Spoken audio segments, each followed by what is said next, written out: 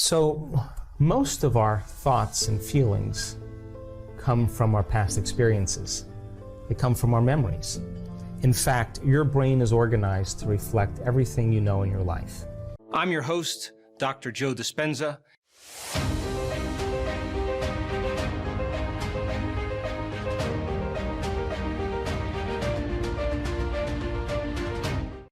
Your brain is a record of all the things you've learned and experienced to date. It's an artifact.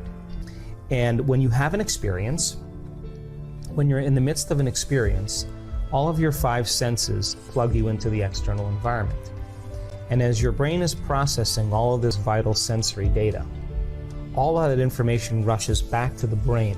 When it reaches the brain, it causes jungles of neurons to organize themselves into networks, to string into patterns, to reflect their interaction with their external environment.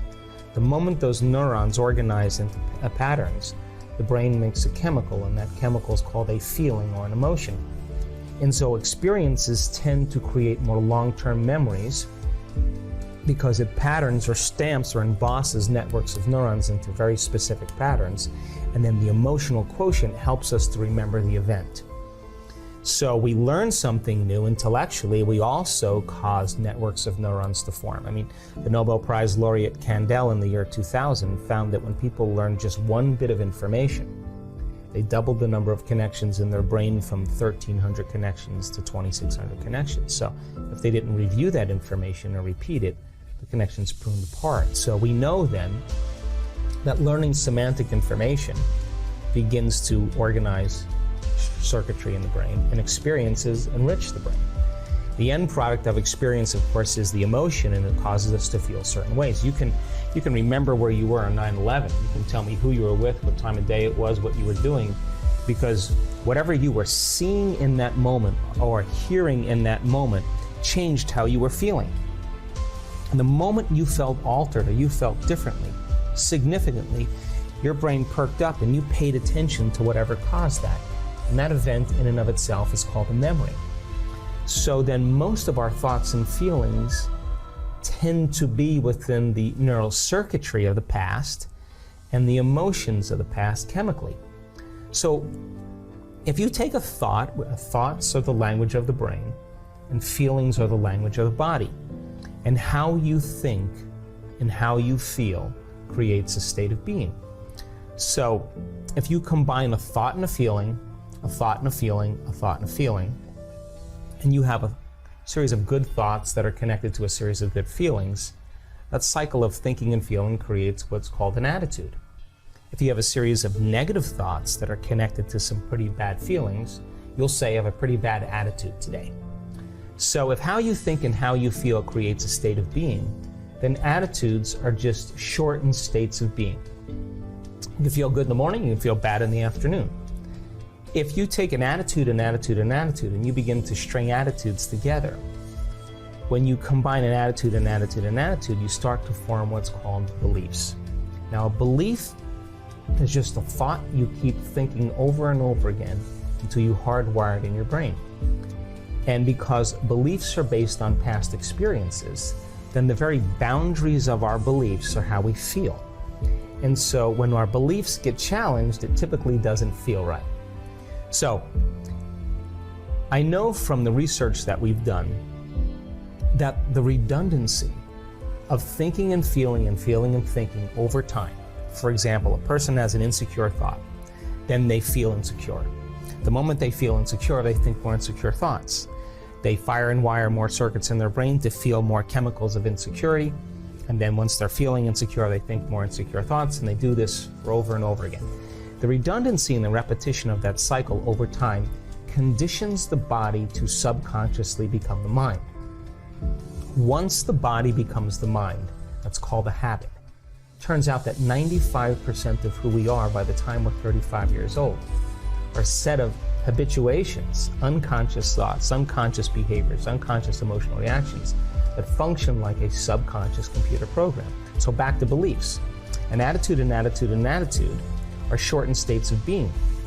And you combine them together then a belief then, the cycle of thinking and feeling over time, creates a subconscious state of being.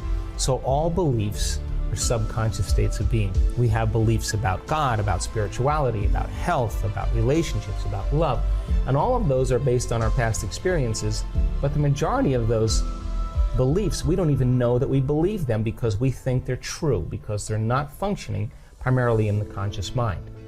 So then, if you take a belief, and you stack them together, you start to form what's called perceptions. Perceptions have everything to do with the relationships we have, the things we create, the behaviors we demonstrate, and even the choices we make in our relationships. So then, why is that important? Because then, if beliefs are subconscious states of being, and you're stringing beliefs together, then most people are viewing their life through the lens of the past, unconsciously. And they are filling in reality. They're seeing reality. They're filling it in from their past memory. We know this to be true because they did an amazing experiment where they took a group of people and they had them wear these lenses. And the lenses were divided in half. When they looked to one side, they saw one color. They looked to another side, they saw another color. And they said to them, okay, well, wear these glasses every day for 2 weeks. Take your kids to school, do all the things you do at work, go shopping, work out, live your life. At the end of 2 weeks, they brought those people back into the lab and they said, look to the left, what color do you see? So we don't see a color. Look to the right, what color do you see? We don't see a color.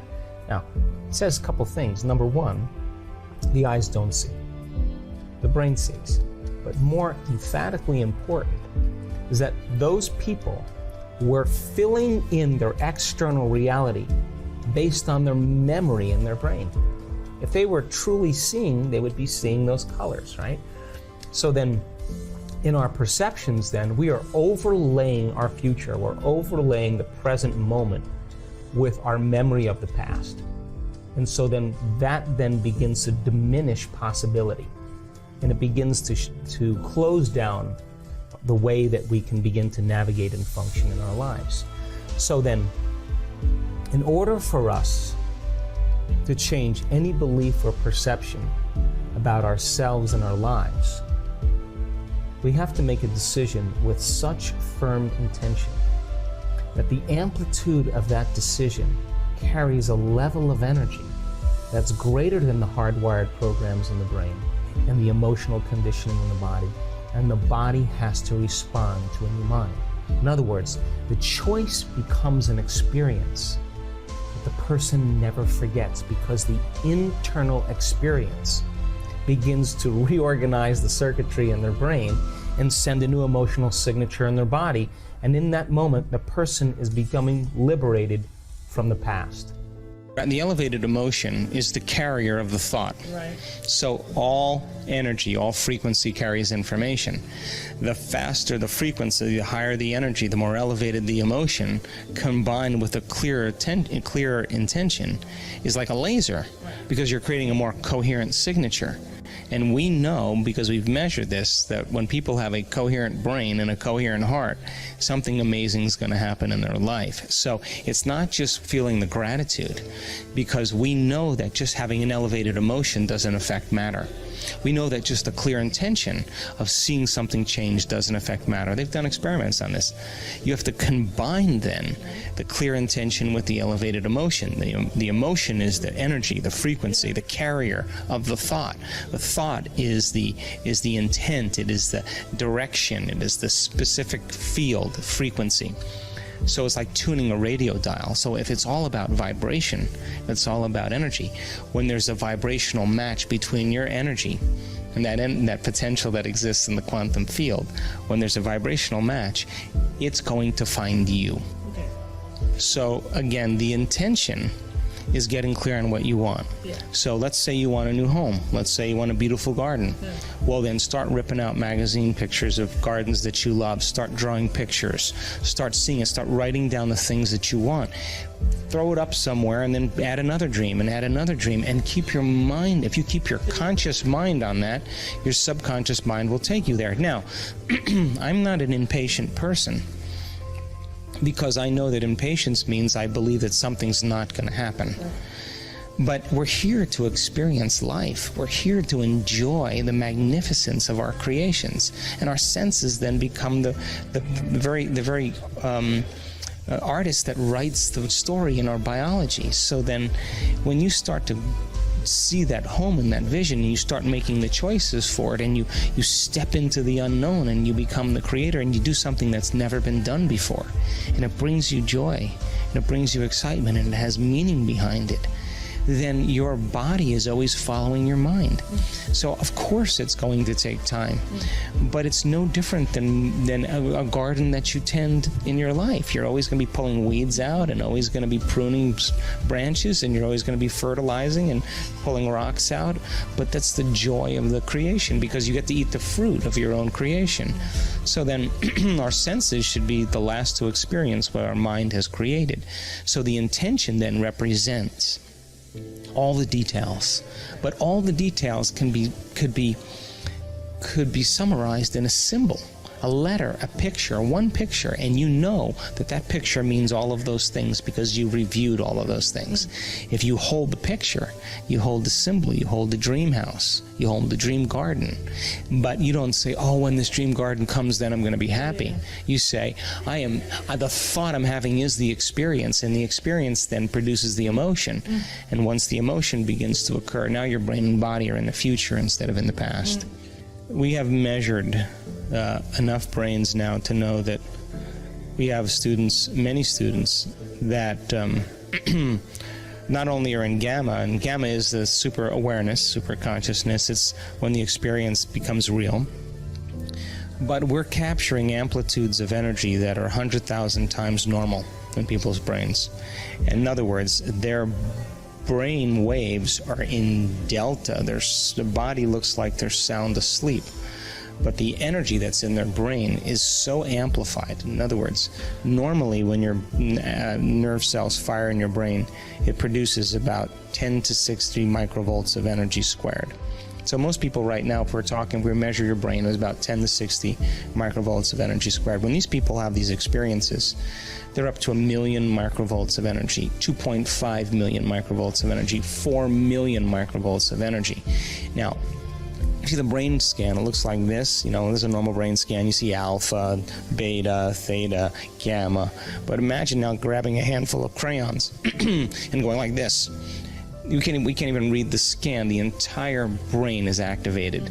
So yes, gamma is an important state, but now we're measuring things that I don't think science has measured yet, because people are having a full-on sensory experience without their senses.